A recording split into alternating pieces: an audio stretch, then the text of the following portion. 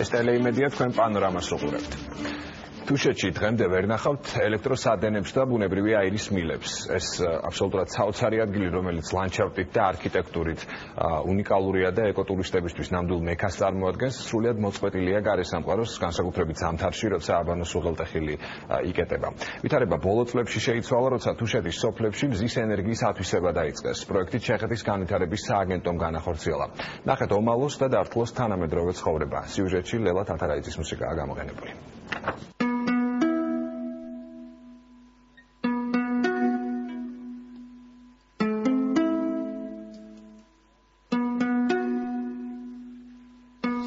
შავკილდე პირველი მთა იყო, რომელიც წარღვნის მერე გამოჩნდა. თუშური ლეგენდა ამბობს, რომ წყალმა კლდეზე საქსოვი დაზგა გამორიყა, რომელიც მესხვარე მიპოვა. ასე შემოინახა ძველმა მითმა ქალის და მამაკაცის საქმიანობა, ქსოვა და მესხვარეობა.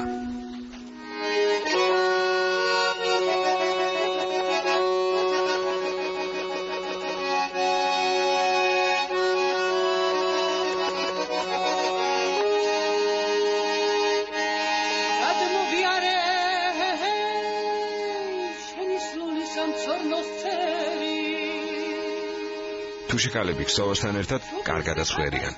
გარმონზე შესრულებული მუსიკა და ამ ფორმით გადმოცემული ამბავი ყოველდღიური ცხოვრების ნაწილია. ვიდრე დიასახლის სიმღერის ოჯახის უფროსი მითიურ არსებებზე გვიყვება, ჭირვეულ ბავშვებს რომ აშინებენ. თებჟორიკა თურმე შუაღამისას სარკმლიდან იპარება და მძინარე ადამიანის გაგვდვას ცდილობს. თუ მოასწრებ და ცერათიცებ წყილს მოაწრობ, თებჟორიკა შენი მსახური გახდება. თებჟორიკებს აშენებინებდნენ ციხე-კოშკებს, არის ასეთი ციხე-კოშკები დართლოში. იდოიძეებს აუშენებიათ თებჟორიკისათვის თავისი კოშკი. ჩხილი ინახებოდა ხმლის ქარქაშში. ვერ ეკარება თებჟორიკა ხმლის ქარქაშს. ხო და შემდეგ ბავშვების დახმარებით კვილისიტყვით ახერხებენ ხელში ჩაგდებას და მე ისინი უჩინარდებიან, მაგრამ ამის წინ ესე იგი წყევლიან. საშტუმრო თუშური კოშკის ეზოში ბევრ ასეთ ამბავს და სიმღერას მოისმენს კაცი. ზედაომალოს 18 საუკუნის ციხესახლი ზუსტად ისე გამოიყურება, როგორც წლების წინ. ისტორიულ იერსახეს მხოლოდ მზის ელემენტები შეემატა. მზეს იყენებს ომალოს ყველაზე ძველი სასტუმრო ყვავილოს. ნინო არშაულიძე ამბობს, რომ თუშეთის უცხოელ სტუმრებს განსაკუთრებით ადგილობრივი სამზარეულო და კოცონთან გაწელილი გარმონის მოსმენა მოსწონთ. ვიზიტორი რომ მოდის, ყოველთვის მზად არის ცხელი წყალი, აღარ გვინდა შეშის წვალება, შეშის დამზადება, შეშის აბანოსთვის ქვაბის ანთება. ზამთარში არა, ოქტომბრის ბოლომდე, ნოემბრის დასაწყისამდე და მე ზამთარში ალბომში მივდივართ. არის ხოლმე ის პრობლემა, რომ გზა იშლება წვიმის დროს. თუმცა ტურისტები მაინც პოულობენ გზას, რომელიც თუშეთამდე მიდის. საქართველოში სადაც ყოფილვარ, ყველგან გვეუბნებოდნენ, რომ აუცილებლად უნდა გვენახა თუშეთი, რომ ეს საუკეთესო ადგილია. ყაზბეგში, მესტიაში ყველგან ამას ამბობდნენ.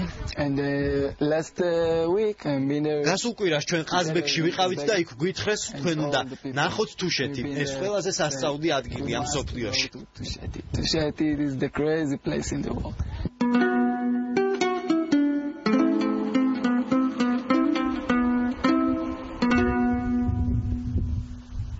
თუშეთის სხვა სოფლებივით ბოლო წლებამდე ჰქონდა უშუქობის პრობლემა დართლოსაც.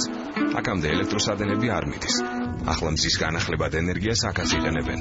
დართლოს სტუმრებისთვის საინტერესო ლანდშაფტს და არქიტექტურას კომფორტიც მიემატა. ამ ტერიტორიაზე ასეთ პატარა სოფლებია, მაგრამ მთლიანად 40 ოჯახური სასტუმროა. შესაბამისად, იმისთვის რომ განვითარდეს ეს რეგიონი, ძალიან მნიშვნელოვანია, რა თქმა უნდა, რომ სასტუმროებს ჰქონდეთ ელექტროენერგია. ჩეხეთის განვითარების სააგენტოს მიერ დაფინანსებული პროექტის ფარგლებში 200-მდე მზის ბატარეა დამონტაჟდა. უკიდურესად მნიშვნელოვანი არის, რომ აქ შეიქმნას პირობები, მისთვის მოსახლეობა დამაგრდეს. და დამაგრების ერთ-ერთი ყველაზე ეფექტური გზა არის აქ ეკოტურიზმის განვითარება, რომელიც დაკავშირებულია ბუნებრივია საოჯახო სასტუმროების მოწყობასთან, სხვადასხვა სერვისების შეთავაზებასთან ვიზიტორებთან და ბუნებრივია ეს სერვისები ყოველთვის უკავშირდება ელექტროენერგიას. თუშეთი ჯერჯერობით ერთადერთი მხარეა საქართველოში, სადაც განახლებად ენერგიას აქტიურად მოიხმარენ.